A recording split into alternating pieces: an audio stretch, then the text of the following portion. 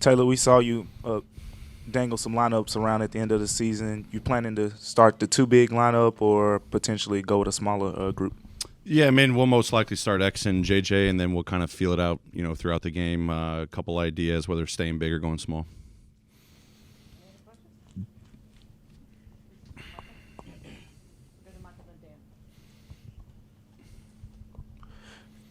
The playoffs, it's a little different, and then this is not a normal start time for you guys. Just what was the preparation like today in terms of your normal start times and preparations going into games?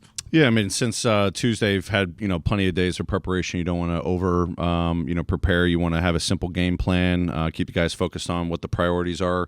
Yesterday was kind of our final walkthrough, shoot around, practice. Live reps. Today was kind of our normal. If we had a back-to-back or something where we met together as a team, reviewed matchups, personnel, kind of went through the game plan one final time, touched up on a couple of plays, and then just kind of business as usual. So similar to what we do on a back-to-back was how we did today, but yesterday was more of our emphasis.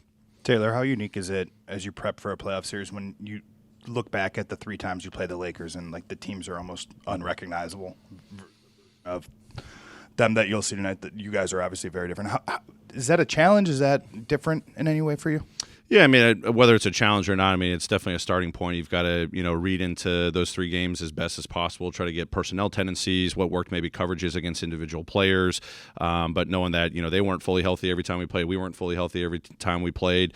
You got to take that into account. So then you lead more on kind of what the recency, effect has been.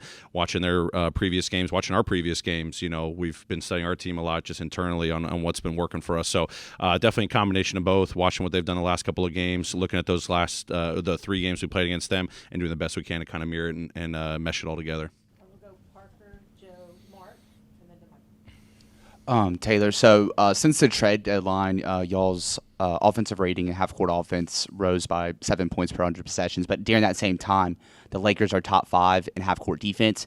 So just what have been those points of emphasis with your team, also given what's worked well for y'all in the past 2 months, but also what the Lakers take away in those settings? Yeah, I mean, I think the biggest thing is just our attention to detail when it comes to the execution. We installed a couple different plays.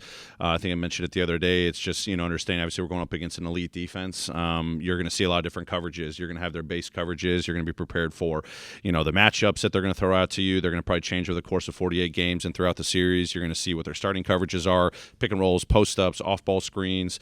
And we took a lot of time to kind of take stock on what we've been seeing, as a team the last couple of years, early in the season, what we can prepare for as the playoffs we're going to roll around, and then just putting in a lot of reps and really focusing on that. You're not going to see that every single night in the course of a regular season, but, whether it's practice reps, it's film, it's just even getting reps in preparation for whatever may come your way. Now you can kind of lock in a little bit more, saying, okay, this is our best guess of what the Lakers are going to do, but we've been putting in a lot of work, gotten game reps, gotten a lot of good practice reps. It's our execution and understanding how we're going to face starting coverages and adjustments for our guys. Taylor, I don't know if this would be an easier question to answer 5 or 10 years ago or now, but when you're watching LeBron and getting ready for him, what do you see in him now? I mean, still an elite player. His will to win, his IQ level, the impact he makes on both sides of the floor, how he can, get a team together even, with changes in the middle of the season. He always finds a way to get them, working together to play winning basketball. And I think it's a credit to him. It's also, one of my good friends, Darvin's done a phenomenal job in his first year in LA. But, he still is elite and getting out in transition. He knows where his spots are on the floor. He's seen every single coverage known to NBA history. So whatever you're going to throw at him, whether it's matchup related, it's in his post ISO game, it's his pick and roll game, it's in transition to start with, he's seen it all and he's still flourishing, averaging high 20s, 30s, makes big time plays when it matters. You watched the playing game the other night. He's been doing that his entire career. He gets the defense to collapse, finds his open teammate, develops trust with his teammates. He's got a great, IQ on the defensive side of the floor, knows where to, really turn it up, create steals, get the team out in transition. He plays to his strengths. He's been doing it at an elite level for so many years. I wouldn't expect anything less going into this series. Taylor, last year you guys dropped both game ones in the playoffs. Is there anything emotionally you've talked to them about in terms of, or anything you noticed last year that maybe you can correct here in this game one?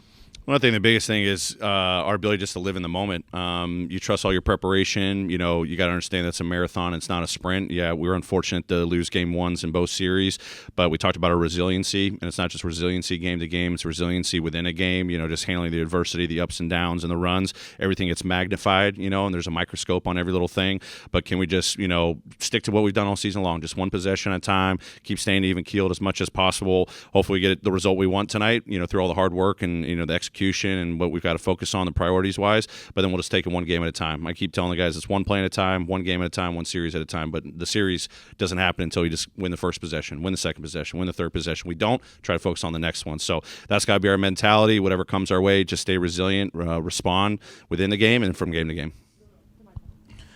With Ja and Santi, I know you said they're good to go, but like with Ja, will there be any limitations with, you know, dribbling with his right hand or anything like that? No, I mean he's been pushing it in practice the last couple of days. You know, knowing that that contusion he got a couple of games ago, he's just kind of navigating some soreness, but he's feeling really good. So I don't expect any limitations.